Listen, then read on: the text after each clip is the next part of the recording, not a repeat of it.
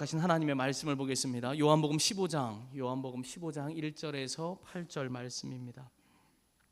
15장 1절에서 8절 말씀, 우리 함께 한 절씩 말씀을 교독해서 읽도록 하겠습니다. 제가 먼저 말씀을 읽겠습니다. 나는 참 포도나무요 내 아버지는 농부라.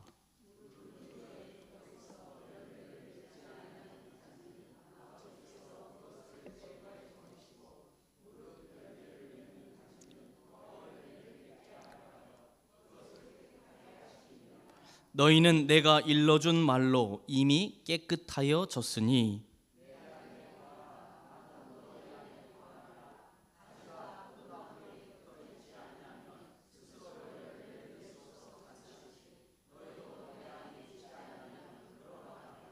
나는 포도나무요 너희는 가지라. 그가 내 안에 내가 그 안에 거하면 사람이 열매를 많이 맺나니 나를 떠나서는 너희가 아무것도 할 수 없음이라.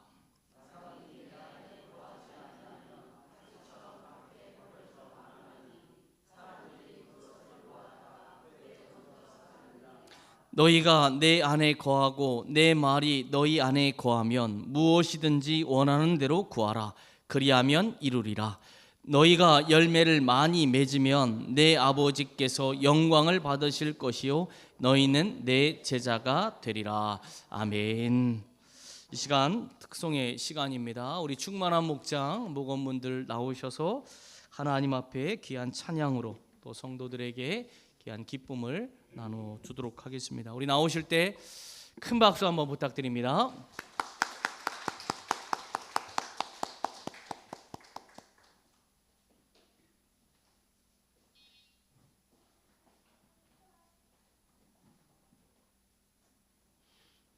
지금 나오고 있는 자매님이 2주 뒤에는 두 아이의 엄마가 됩니다.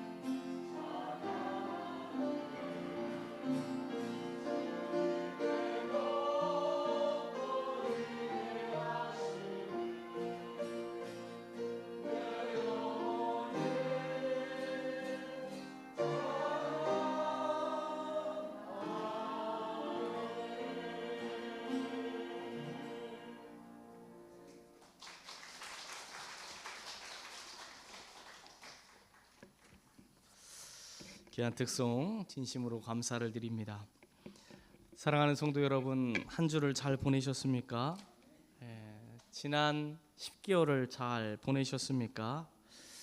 이제 2024년이 몇 달 남았죠? 2달 남았습니다. 2달. 시간 참 빠른 것 같습니다. 참 빠릅니다. 시간이 참 빠르다라는 말을 뒤집어서 설명하면 이런 의미도 있습니다. 하나님 앞에 설 날이 점점 다가오는구나. 하나님 앞에 설 날이 점점 다가오는구나. 하나님 앞에 섰을 때 여러분 어떠한 마음을 갖게 될 것 같습니까? 하나님 앞에 선다라고 할 때 우리는 일반적으로 두 가지의 마음을 줍니다. 한 가지의 마음은 두려움이고 또 하나의 마음은 설레임입니다. 두려움을 느끼는 것은 아마도 우리가 지난날 인생 가운데 하나님 앞에 섰을 때 후회할 만한 것들이 있기에 이 모습 이대로 주님 앞에 서면 어떡하지? 라는 걱정으로부터 시작되었고, 설레음의 마음이 있었다라면 내가 그래도 지난 시간 동안 최선을 다해 살았기에 하나님이 나를 어떻게 칭찬하실까라는 마음으로 설레임을 갖게 될 것입니다. 여러분은 어떠한 마음이 더 큽니까? 두려움이 크십니까? 설레임이 더 크십니까? 두려움이라고 대답을 하면 지금부터 마음이 설레임을 가질 수 있도록 준비하시면 됩니다. 준비하시면 됩니다. 여러분의 모두가 두려움보다 기대감, 설레임, 여러분 그렇게 인생을 보내요. 하나님 앞에 섰을 때 착하다, 충성되었다, 잘하였다, 나의 천국 기쁨에 참여하자라며 주인이시고 우리의 영원한 생명이신 주님의 큰 칭찬을 소망하는 성도들 될 수 있기를 주의 이름으로 축복합니다. 우리 옆에 계신 분과 한번 인사하겠습니다. 한 해를 잘 마무리합시다. 한 해를 잘 마무리합시다. 지금부터 잘 준비해야 여러분 쫓기지 않고 25년을 여러분 맞이할 수가 있는 것입니다. 오늘 말씀은 우리가 하나님 앞에 섰을 때 설렐 수 있는, 상급을 기대할 수 있는 방법을 설명하고 있습니다. 하나님 앞에 서는 날이 모두에게 찾아올 터인데 그날 우리가 어떻게 하나님의 칭찬을 기대할 수 있을까? 그것은 우리가 그리스도인다운 삶을 사는 것입니다. 여러분들이 이 땅에서 예수 믿는 사람다운 삶, 그리스도인다운 삶을 산다라면 비록 조금 힘들고 어려울 수 있고 또 많은 것이 우리의 손에 쥐어지지 않는다 할지라도, 좋은 것을 입고 먹지 못한다 할지라도, 조금 불편을 겪는다 할지라도 여러분 하나님은 이것을 기준으로 보지 않기에 그리스도인다운 삶을 살면은 우리는 기대할 수 있고 설렐 수가 있습니다. 그러니 여러분들 모두가 내가 예수님 믿는다운 삶을 살자, 내가 그리스도인다운 삶으로 2024년을 마무리하고 25년을 준비하자, 그렇게 마음을 가지시길 바랍니다. 오늘 본문 말씀은 요한복음 15장 말씀으로 제가 여러분에게 민수기를 멈추고 여러분 요한복음 15장을 택한 이유가 있습니다. 오늘 이 요한복음 15장은 1년을 정리하는 11월 달의 말씀인데요, 우리 교회는 말씀을 이렇게 준비를 합니다. 12월 마지막 주 송구영신 예배 때 표가 나오면 1월, 2월은 표에 맞춰서 제가 설교를 합니다. 그 표가 어떠한 의미가 있고 우리 한 해를 이렇게 살아봅시다 라는 의미로 1월, 2월은 표로 이야기합니다. 그리고 3월부터는 한 권의 성경 말씀을 정해서 강해 설교를 시작합니다. 그래서 쭉 강해 말씀을 이야기합니다. 그러다가 11월 달이 되면 강해 설교가 딱 마무리가 됩니다. 그리고 한 해를 추수하는 시간이죠. 한 해 동안 1월, 2월 여러분 우리가 하나님 말씀으로 어떻게 살자라고 작은 표를 정하고 미션을 정해서 준비했는데 11월이 되었을 때 그 미션대로 살아오셨습니까?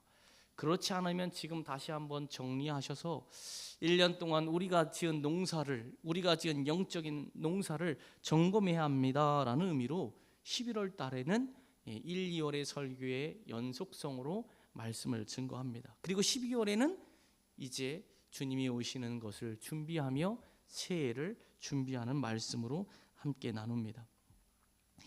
여러분, 우리 교회 올해 표어가 무엇인지 아십니까? 눈동자가 다 이쪽으로 돌아가시는군요. 우리 교회 표어가 뭔지 아십니까? 이왕 읽을 거면 끝까지 다 읽죠. 함께 읽어보겠습니다. 시작.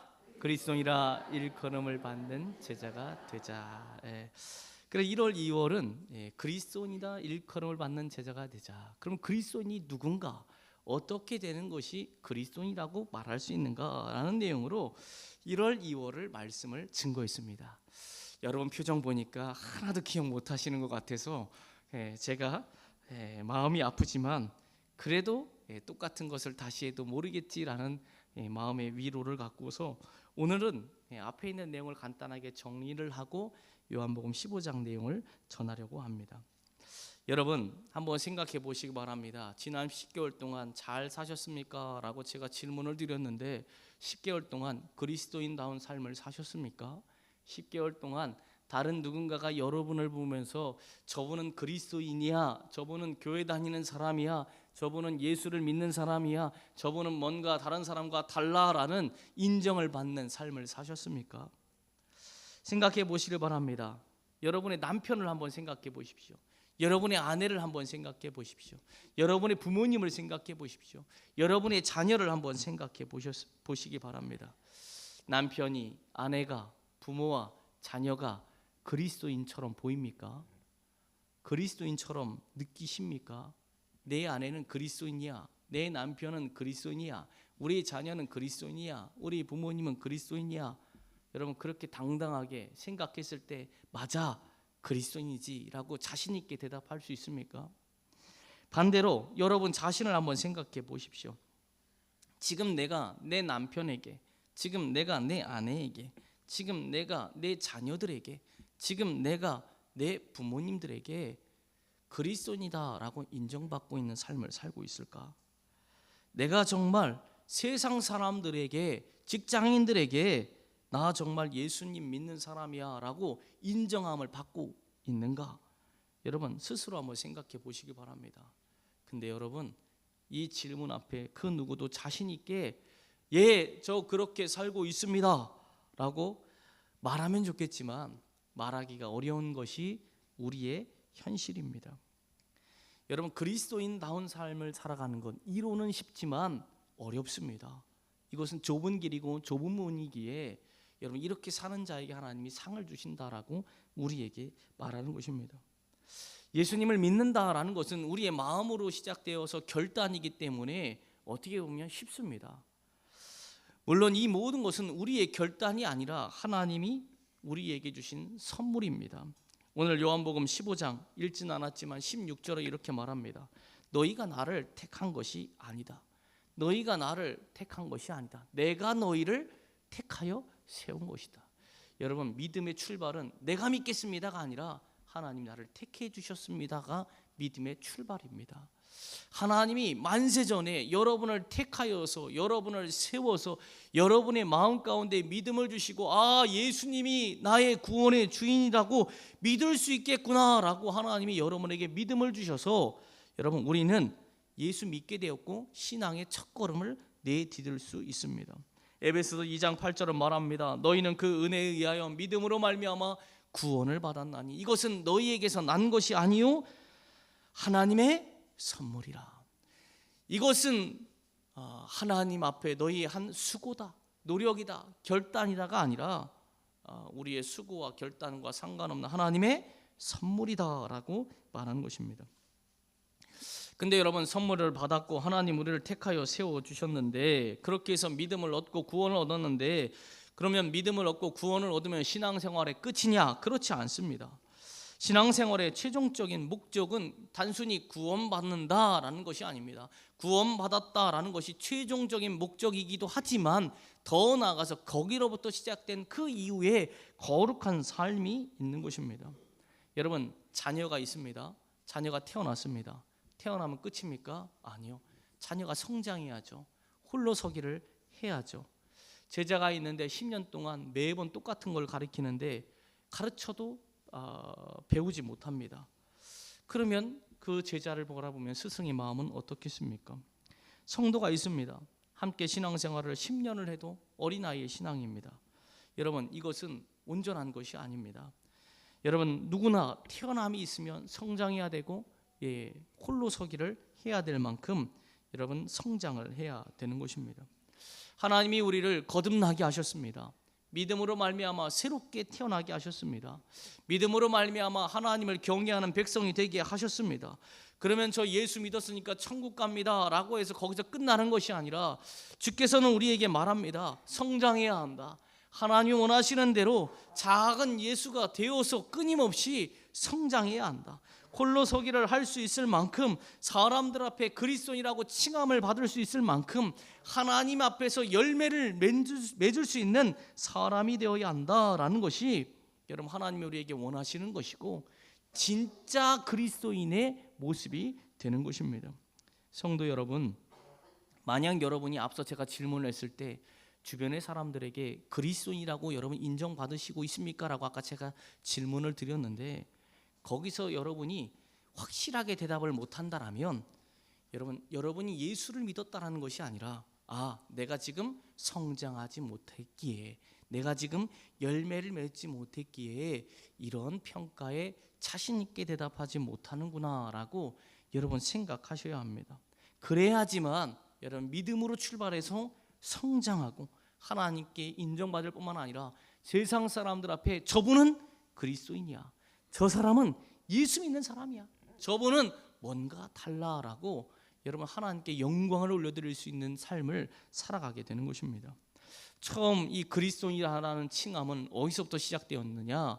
여러분 예루살렘 유대인 교회가 아니라 이방의 안디옥이라고 하는 교회에서 시작이 됩니다. 그 전까지는 그냥 예수 믿는 사람들을 예수쟁이라고 그냥 일반적으로 부릅니다. 그러나 여러분 안디옥 교회 성도들을 보니까 저 사람들은 그리스도인 같다, 그리스도를 닮은 사람이 확실하다라고 이방인들에게 처음으로 그리스도인이다라는 칭함을 받게 됩니다. 이 안디옥 교회에서 누가 성도를 양육했습니까? 감사합니다. 안디옥 교회에 누가 양육했습니까? 바울과 바나바라는 두 사람이 안디옥 교회의 성도들을 양육해서 1년 동안 양육하다 보니까 그들이 변화되어서 그리스도인이다라는 칭함을 받게 되었습니다. 1년 동안 그들이 가르침을 받을 때 여러분 그 가르침으로 인해서 이방인들은 자신의 가치관이 바뀝니다. 이방인들이 여러분 가치관이 바뀌는 것이 쉽습니까? 시행착오도 있었을 것입니다. 마음의 내적 갈등도 있었을 것입니다. 어떻게 그런 일이 일어날 수 있느냐? 어떻게 하나님이 존재하느냐? 나는 믿지 못하겠다. 그러다가도 믿음이라는 것을 포기할 수 없어서 주 앞에 나오게 되고 여러 가지 갈등의 상황을 1년 동안 있었습니다. 때로는 예수 믿는다고 하지만 죄에 빠지기도 하고 그것이 죄인지도 모르기도 하고 알면서 죄짓기도 하고 1년 동안 여러분 바울과 바나바를 통해서 여러분 그들이 신앙의 훈련을 받으면서 그들이 점점 변화되다 보니 나중에는 그들 스스로도 잘 인식되지 못했지만 제3자인 외부의 사람들이 저들의 모임은, 저들의 예배는 진짜 그리스도인구나라고 인정받게 된 것입니다. 그들이 시행착오가 많았지만 그들의 가장 큰 특징이 무엇인지 아십니까? 그들은 1년 동안 교회를 떠나지 않고 교회 안에서 배우고 신앙생활했다라는 것입니다. 그래서 그들은 일컬음을 받게 되는 것입니다. 그러면 바울과 바나바는 1년 동안 무엇을 가르쳤을까요? 여러분 이 내용은 1월달, 2월달 한 내용들의 제가 지금 요약입니다. 바울과 바나바가 도대체 1년 동안 무엇을 가르쳤을까요? 여러분 바울은 신학자입니다. 그래서 신약 성경 27권 중에 13권을 기록했다라고 말할 정도로 대단한 사람입니다. 신학자이기에 그는 안디옥 교회 성도들에게 성경의 바른 지식을 가르쳤습니다. 이방인들이 성경 알 수 있겠습니까? 아닙니다. 성경 모릅니다. 그들은 신은 알지만 그 신이 하나님이라는 것도 몰랐습니다.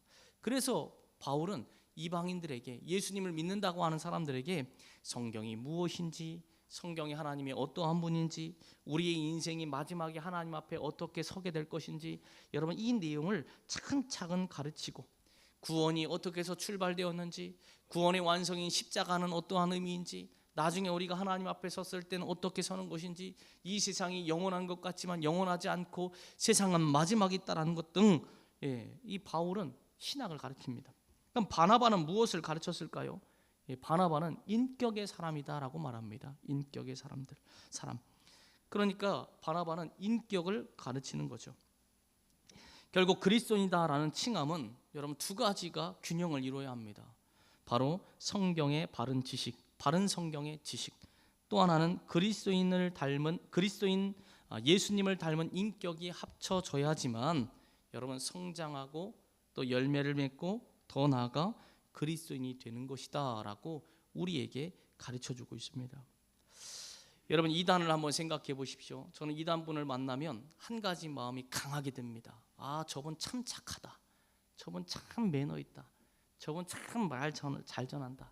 저분 어떻게 저렇게 조리 있게 교양 있게 말할까?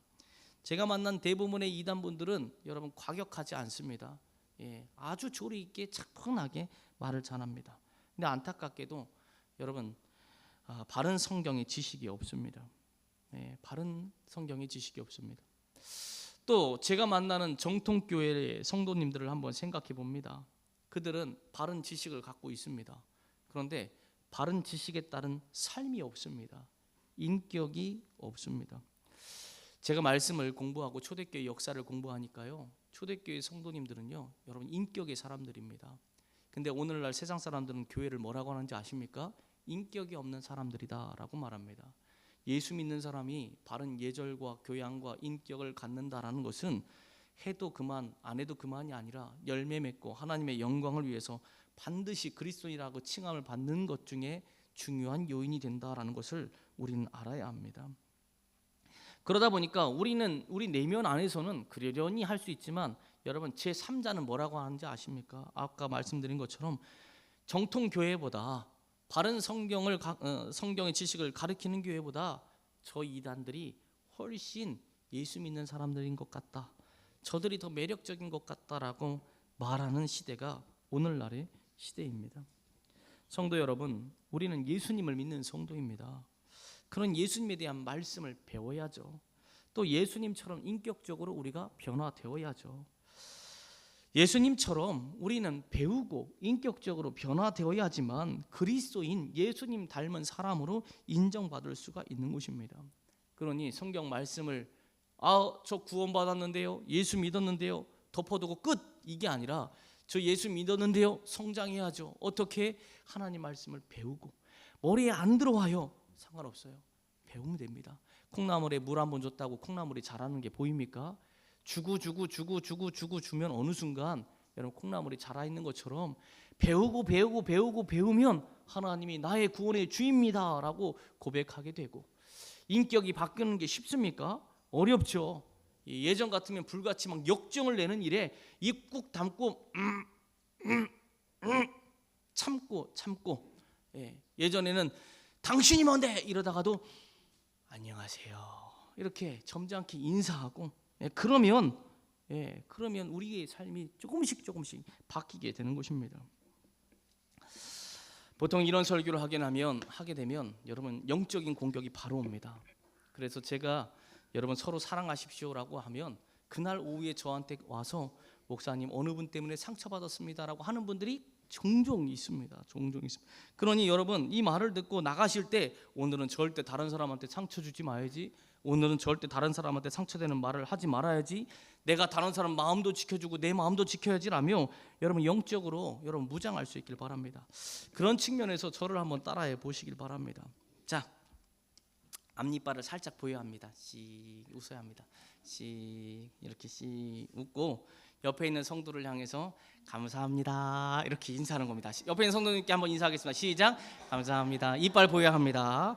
자, 한 번 더 인사합니다. 이번에도 이빨 살짝 보여야 됩니다. 저 한번 살짝 이빨 보이세요? 시작. 씩. 옆에 있는 분과 인사합니다. 오늘 행복한 날 되세요. 오늘 행복한 날 되세요. 그렇게 인사하십시오. 그렇게 매너 있게 해주시고 교양 있게 해주십시오. 교회에 와다 보면 저에게 이런 얘기하는 분들도 있습니다. 아니 교회가 왜 이렇게 지저분해요? 그러면 청소하시면 되죠. 저한테 얘기 안 하고.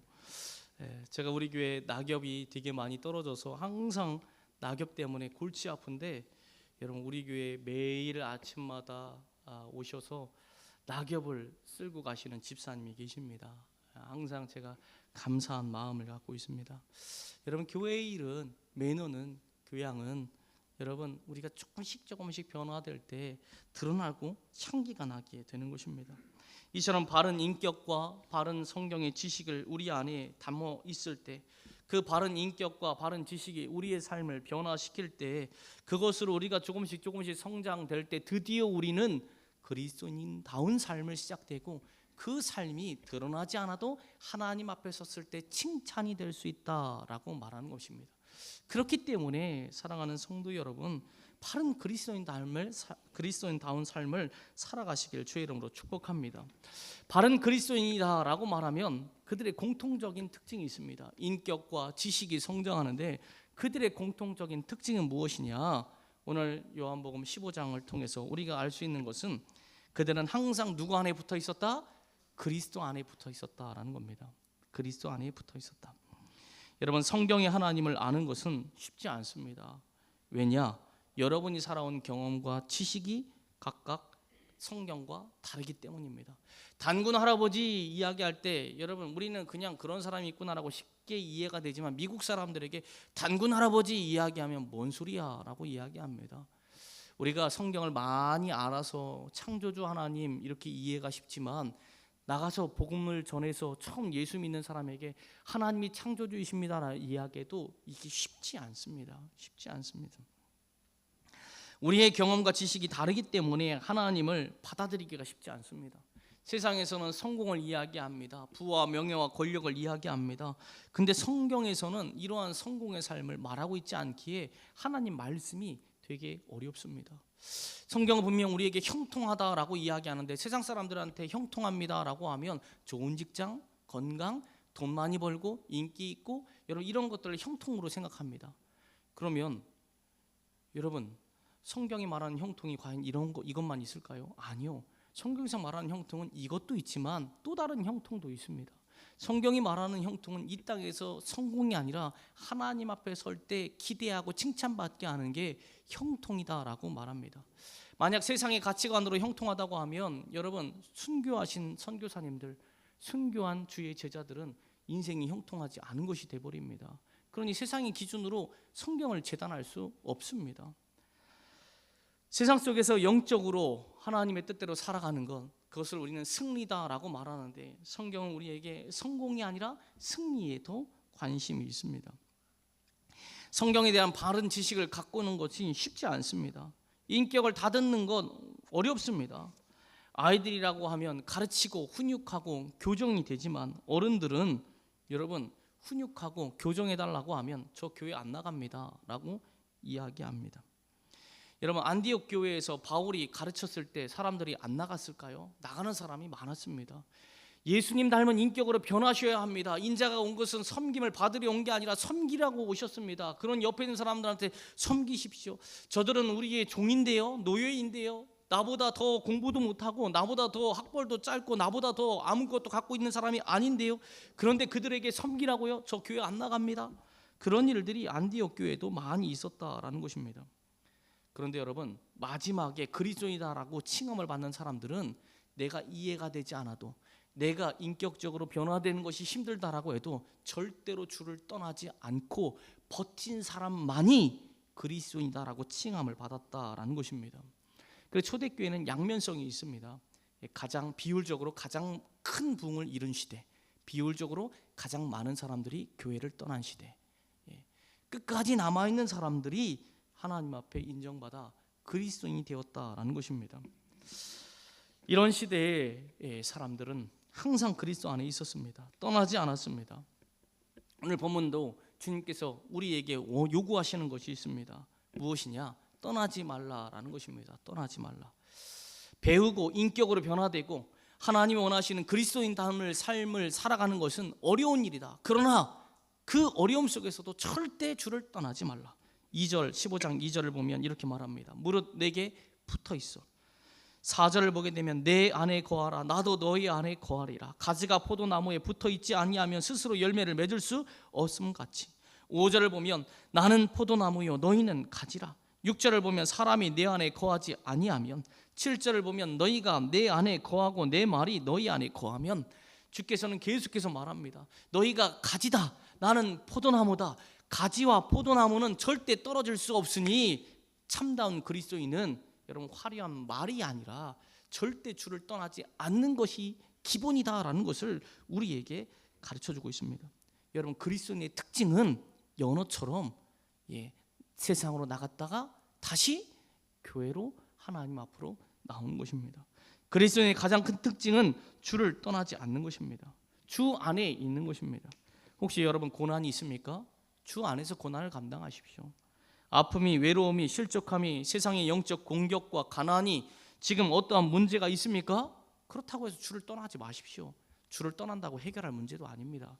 오히려 주 안에 있을 때 해결의 실바리를 찾을 수가 있습니다. 반대로 기쁨과 즐거움과 감사가 세상 속에서 성공과 명예를 얻고 즐거움이 있다 할지라도 세상의 마음 빼앗기지 마십시오. 가난해도 세상은 공격하고 즐겁고 부해도 세상은 공격합니다. 그러나 그리스도인은 내가 가난하다 할지라도 내가 부하다 할지라도 상관없이 절대로 주를 떠나지 않는 것이 그리스도인의 특징입니다. 저는 우리 성도님들의 삶을 잘 모릅니다. 안다라고 말하는 것이 거짓말이겠죠. 또 제가 만약 우리 성도님들의 어려움을 안다라고 해도 제가 도울 수 있는 것은 많지 않습니다. 그러나 제가 도울 수 있는 것이 하나가 있다라면 이렇게 도울 수 있을 것 같습니다. 여러분을 절대로 포기하지 않겠습니다. 여러분을 절대로 포기하지 않겠습니다. 왜냐? 하나님이 여러분을 절대로 포기하지 않으시기에 목자의 심령으로 저도 포기하지 않겠습니다.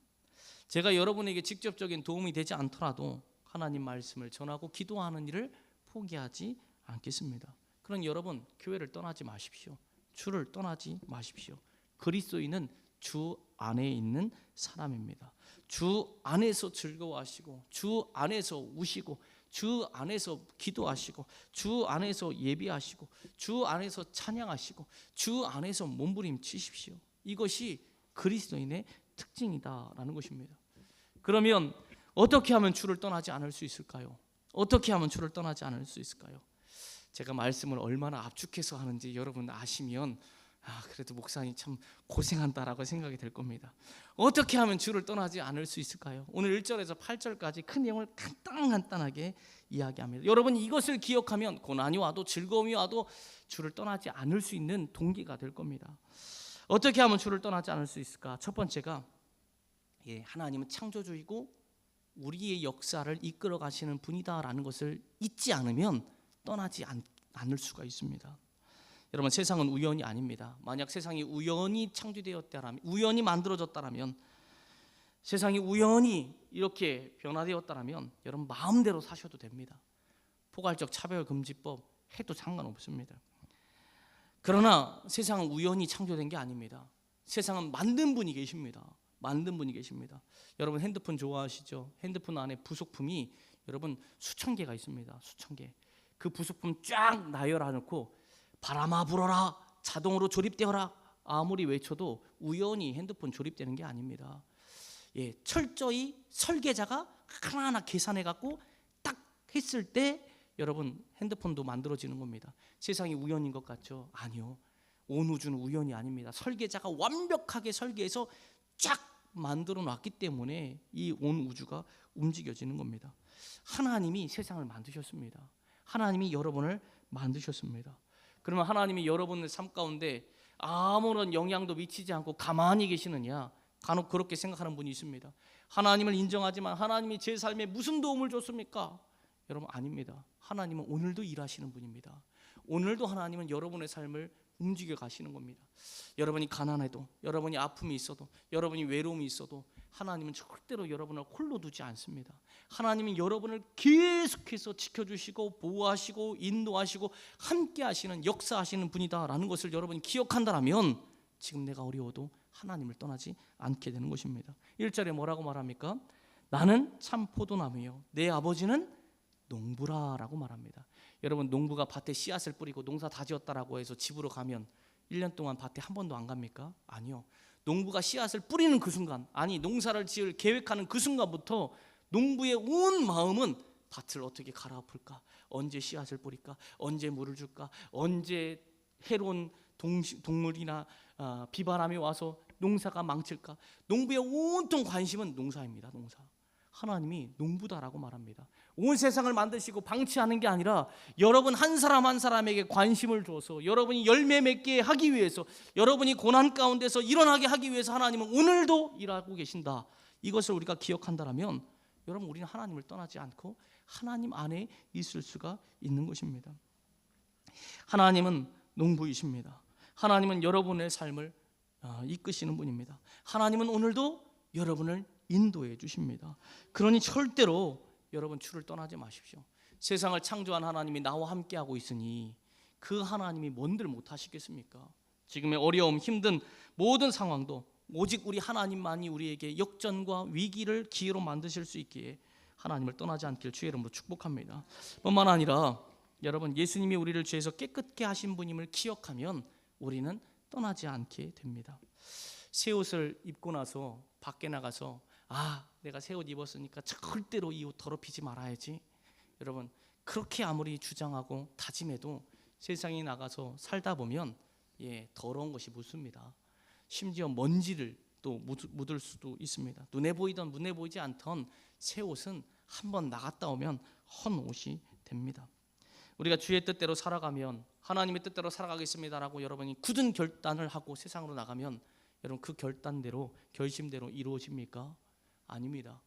어쩔 때는 모르고 죄를 짓기도 하고 어쩔 때는 알면서도 죄를 짓습니다. 욕심의 눈을 멀어 여러분 다른 사람에게 상처를 줄 때도 있고 나도 상처를 받을 때가 있습니다. 여러분, 그러면 그 이후에 어떻게 합니까? 그 다음부터 신앙이 병들기 시작하죠. 척하기 시작합니다. 더러워졌으면 얼른 회개하고 돌아와서 신앙에 열심을 가져야 되는데 회개하는 것이 반복이 되고 습관이 되면 귀찮아지고 또 이게 나에게 뭔 의미가 있을까라고 하면 그 다음부터는 척합니다. 잘하는 척, 잘 믿는 척, 예수 정말 많이 아는 척하기 시작합니다. 그러면 사람은 속일 수 있어도 하나님을 속이지 못하기에 하나님과 우리 사이에 막힌 담으로 하나님 앞에 온전하게 서지 못합니다. 그때 우리는 깨달아야 합니다. 주 안에 있을 때만 깨끗해지는구나. 내가 이 모든 것을 세상 사람들에게 이야기하면 가식적이다, 너 그렇게 하면 벌 받아야 돼 라고 별의별 이야기를 다 할 것이지만, 그러나 주님만큼은 나를 끝까지 용서해 주시는 분이다. 세상 사람들이 나를 이해하지 못하도 주님만큼은 나를 깨끗게 하시는 분이다. 옷이 더러워지면 어떻게 해야 되죠? 버립니까? 아니면 세탁해야 합니까? 세탁해야죠. 혹시라도 한 번 입고 버리려면 저를 주시면 제가 좋은 데 쓰겠습니다. 세탁해야죠. 하나님은 우리가 더럽다고 버리는 분이 아닙니다. 하나님은 우리를 더러워지면 내게로 와라, 회개해라, 그럼 내가 완전하게 깨끗하게 해주겠다. 세상 사람들은 여러분을 판단할 수 있어도 주님은 절대로 여러분을 판단하지 않고 깨끗하게 할 것이기에 여러분은 어디를 갑니까? 누구를 따릅니까? 무엇을 의지하겠습니까?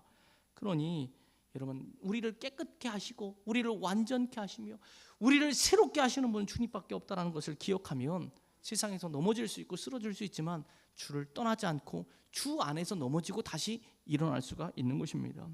마지막 세 번째로, 붙어만 있어도 열매가 있다는 것을 알면 떠나지 않게 됩니다. 여러분, 질문해 봅니다. 한 나무에 열매가 맺혀 있습니다. 그 열매는 나무 기둥에서 나올까요? 가지 끝에서 나올까요? 열매는 가지 끝에서 나옵니다. 가지 끝. 근데 만약에 그 열매 맺는 가지가 있는데 그 가지가 기둥에서 잘라지면 여러분 그 가지에서 열매가 또 나올까요? 안 나올까요? 안 나옵니다. 여러분, 이것이 영적인 놀라운 비밀이고, 하나님 앞에 서는 여러분이 모든 공로가 다 하나님 것 아닙니까? 라고 말함에도 불구하고 하나님 우리를 상 주시는 이유가 바로 이 비유에 있는 것입니다. 가지에 열매가 있지만 여러분, 가지는 스스로 열매를 맺을 수가 없습니다.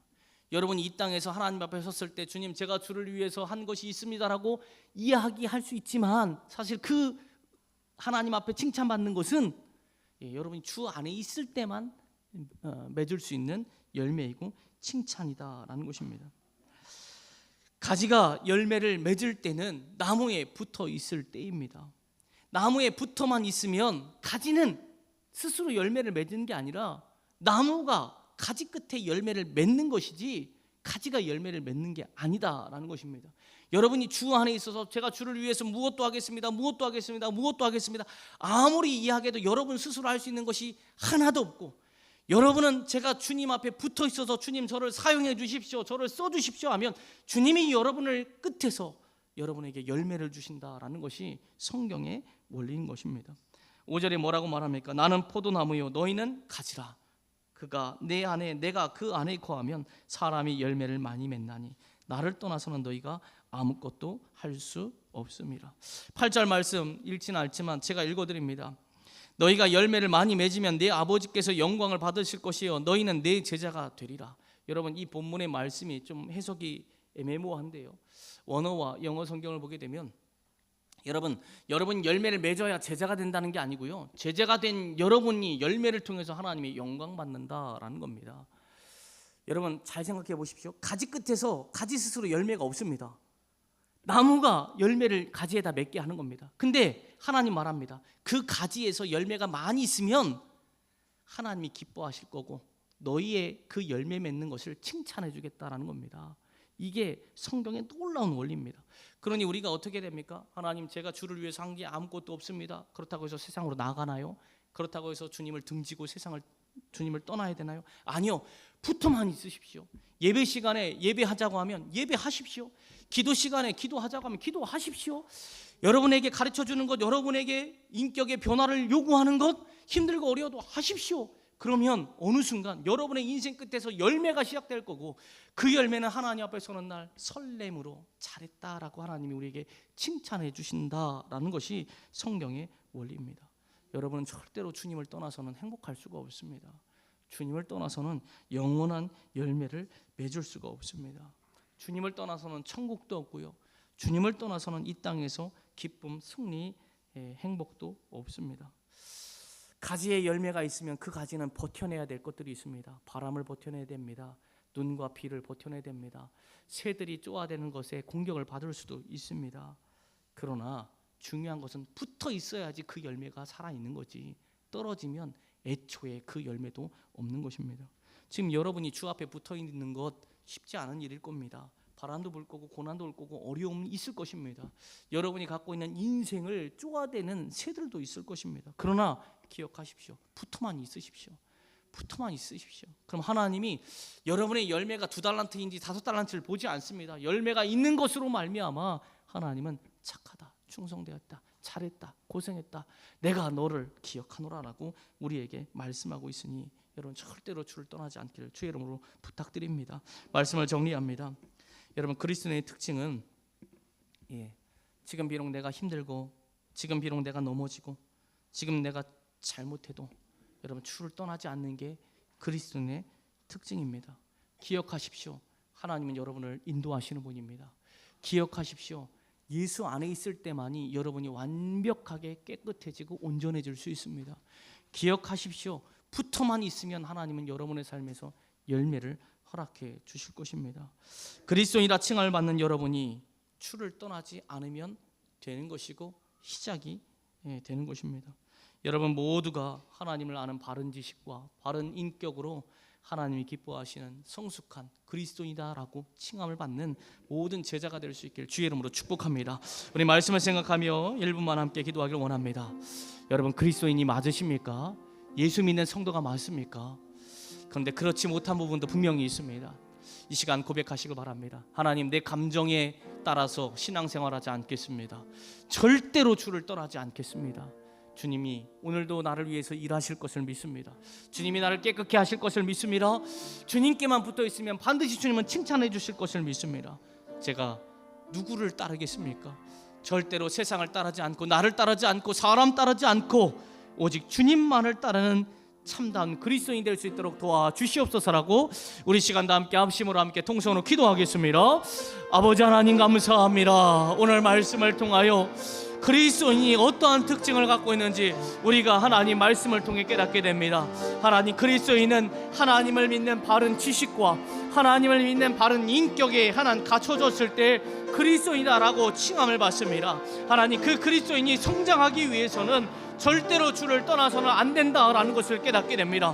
하나님, 떠나지 않겠습니다. 우리의 인생에 고난이 와도 주를 떠나지 않겠습니다. 우리의 인생이 지금 아프고 힘들고 절망이 있다 해도 주를 떠나지 않겠습니다. 내 마음에 감동이 없고 열심이 없다 할지라도 주를 떠나지 않겠습니다. 하나님은 일하시는 분입니다. 오늘도 우리의 삶을 통해서 일하시는 분입니다. 하나님, 우리를 완전히 깨끗하게 하고 세탁하여 하나님의 사람으로 만드시는 분입니다. 세상 가운데 살아가는 동안 죄악이 우리의 삶을 하나님 점치하는 인생으로 만든다 할지라도 주 앞에 나오면 주께서 깨끗하게 하신다고 했으니 주를 떠나지 않게 하여 주시옵소서. 붙어만 있는 자에게 열매가 있다 하니 하나님, 내 능력을, 내 하나님 힘을, 내 하나님 권력을 하나님에 의지하는 것이 아니라 주께만 붙어 있게 하여 주시옵소서. 그러면 아버지, 그것이 열매가 되어서 하나님 앞에 서는 날 우리의 인생이 설레고 기대함이 될 것을 확신합니다. 하나님, 우리가 그리스도인이라는 하나님 특징을 하나님 소유하여 하나님 스스로뿐만 아니라 믿지 않는 모든 사람들, 믿는 모든 사람들에게 그리스도인이라고 칭함을 받아 하나님의 영광을 드러내는 믿음의 성도가 될 수 있도록 주께서 은혜를 허락하여 주시옵소서. 주님, 살아가겠습니다. 주님, 살아내겠습니다. 절대로 주를 떠나지 않겠습니다. 주를 떠나지 않겠습니다. 주님을 하고자 하는 끝까지 붙잡겠습니다. 남은 2024년 주를 떠나지 않고. 하나님, 감사합니다. 2024년 얼마 남지 않았습니다. 그 마지막 시간들을 주를 떠나지 않고 주 안에서 마무리할 수 있도록 도와주시옵소서. 인생을 살다 보면 기쁜 날도 있고 어려운 날도 있고 고난의 날도 있습니다. 비율적으로 따져보면 열의 하나는 기쁘고 열의 아홉은 고난이고 아픔이고 실족함입니다. 그러다 보니 때때로 하나님이 눈에 보이지 않아 하나님 과연 살아계십니까? 나를 돕는 분입니까? 라고 의심이 되고 주 앞에서 나의 인생을 바꾸는 것이 힘들고 어려울 때가 있습니다. 그러나 아버지 하나님, 하나님은 단 한 번도 우리를 떠나지 않은 분임을 이 시간 다시 한번 고백합니다. 하나님은 오늘도 일하십니다. 하나님은 오늘도 우리를 지켜주십니다. 우리가 세상 속에 넘어지고 죄를 지었다 할지라도 세상은 판단하고 평가할 뿐이지 하나님 우리를 깨끗게 하지 못합니다. 그러나 오직 주님은 우리를 깨끗게 하고 주 앞에만 붙어 있으면 하나님께서는 우리의 삶을 역전하여 하나님 위기 가운데 기회가 되고 기회 속에서 하나님을 찬양할 수 있고 기뻐할 수 있는 삶으로 형통하게 하신다라는 것을 우리가 깨닫게 됩니다. 절대 주를 떠나지 않겠습니다. 절대 주를 떠나지 않겠습니다. 절대 주를 떠나지 않겠습니다. 오직 예수 안에서 이 땅 가운데 믿음의 삶을 살아가 비록 더디더라도 느리더라도 비록 우리의 삶에 보이는 변화가 일어나는 것 같지 않아도 끝까지 하나님 믿음 안에 살아가 하나님이 너희는 나의 자녀다, 너희는 나의 제자다, 또 믿지 않는 자들, 믿는 자들이 그리스도이다라고 인정함을 받을 수 있는 하나님의 백성으로 이 땅을 살아갈 수 있도록 도와주시옵소서. 지금은 우리를 구원하여 주신 예수 그리스도의 십자가의 은혜와 아버지 하나님의 극진하신 사랑하심과 성령 하나님의 내주교통 역사 충만하신 은혜가 사랑하는 주음성 모든 성도님들의 삶 위에 지금으로부터 영원토록 함께 있기를 간절히 축원하옵나이다. 아멘. 믿음으로 살게 하시고 믿음으로 승리하여